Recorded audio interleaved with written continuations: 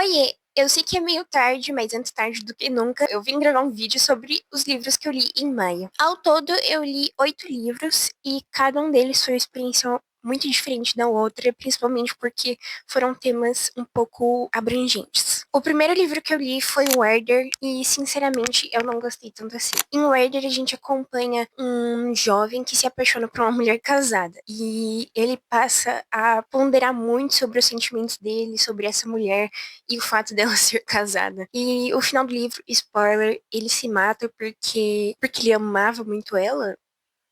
Foi um pouco difícil pra mim entender mais ou menos as motivações dele, mas eu não gostei muito do livro, eu achei as coisas um pouco corridas. E apesar de ser um clássico, eu acho que não foi pra mim. O segundo livro da lista foi o Super Catastrófico Passeio Zoológico, que é um livro muito bom, muito, muito mesmo. Nele a gente acompanha algumas crianças atípicas que estudam numa escolinha. Só que numa sexta-feira qualquer a escola inunda e ninguém sabe o que aconteceu.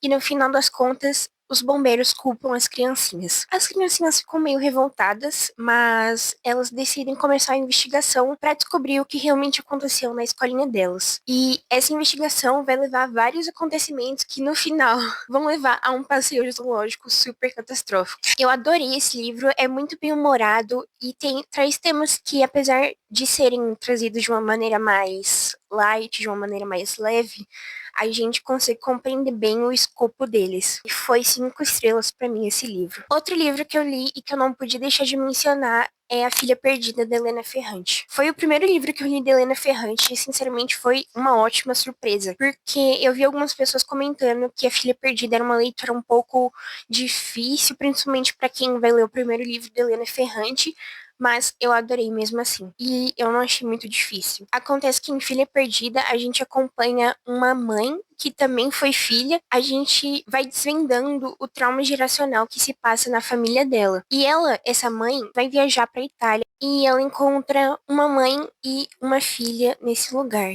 Ela fica meio obcecada também por essa mãe e filha que ela encontrou na Itália.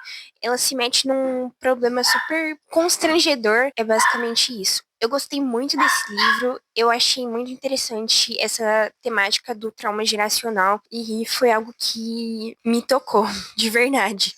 Eu daria 5 estrelas para ele. A próxima leitura foi a melhor leitura do ano, que é Cabrita da Peste, que é um livro muito bem humorado, mas que também traz uma pegada de sentimentos profundos. Nele a gente acompanha o Murilo e a Lindalva.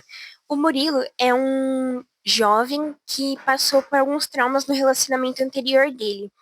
E por causa disso, ele se encontra na posição onde ele não consegue amar outra pessoa. Por causa disso, ele começa a fazer terapia e na terapia ele começa a discutir um roteiro que ele escreveu há algum tempo atrás, O Cabrito da Peste. E esse roteiro é tão engraçado, mas tão bem-humorado, que você ri e chora ao mesmo tempo. Nele a gente acompanha a Lindalva, que é uma jovem nordestina que sai do Nordeste para São Paulo por causa de uns problemas familiares. E toda essa trajetória da Lindalva é uma trajetória muito expressiva e traumática, ao mesmo tempo que é apresentada pra gente de uma maneira humorística. Então, os capítulos alternam entre a história do Murilo e a história da Lindalva, o roteiro da Lindalva, né? Esse livro foi, de longe, o melhor que eu li esse ano até agora. Se você conhece, se você viveu nos anos 2000, ou se você, assim como eu, teve uma irmã que cresceu nos anos 2000, você conhece o famoso Como Perder um Homem em 10 Dias. E esse livro é uma releitura desse filme maravilhoso. Nele a gente acompanha nossos dois protagonistas, a Verônica e o Kaique, que são meio que ludibriados a entrar num acordo de namoro falso. Só que nenhum deles sabe que o outro está namorando eles próprios de maneira falsa.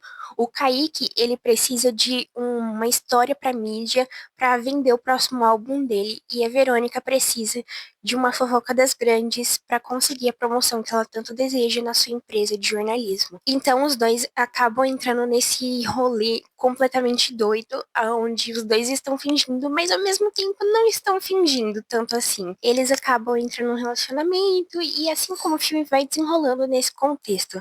Eu gostei bastante desse livro. Ele é nacional também, assim como Cabrito da Peste, e eu acho que foi um dos melhores livros que eu li em 2026 também. O próximo livro, eu jurei do fundo do meu coração que eu não ia ler outra recomendação popularzinha do BookTok.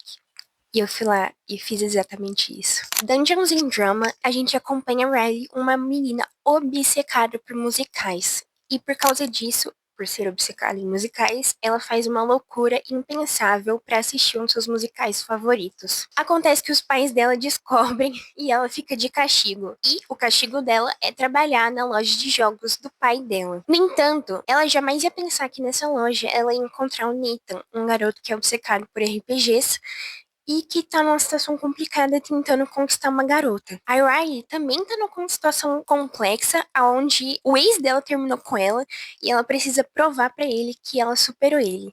E por causa disso, ela acaba falando pro ex que ela está namorando o Nathan, que por sinal meio que odeia ela. Dungeons and Drama foi uma surpresa das boas, porque eu não esperava que uma recomendação do BookTok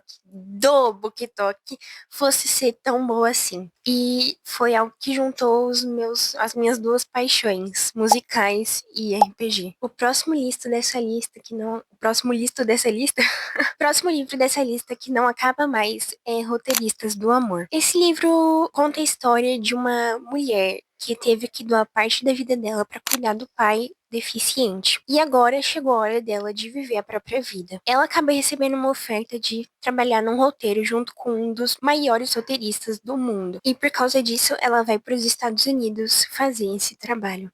Acontece que esse roteirista não sabe que ela foi contratada.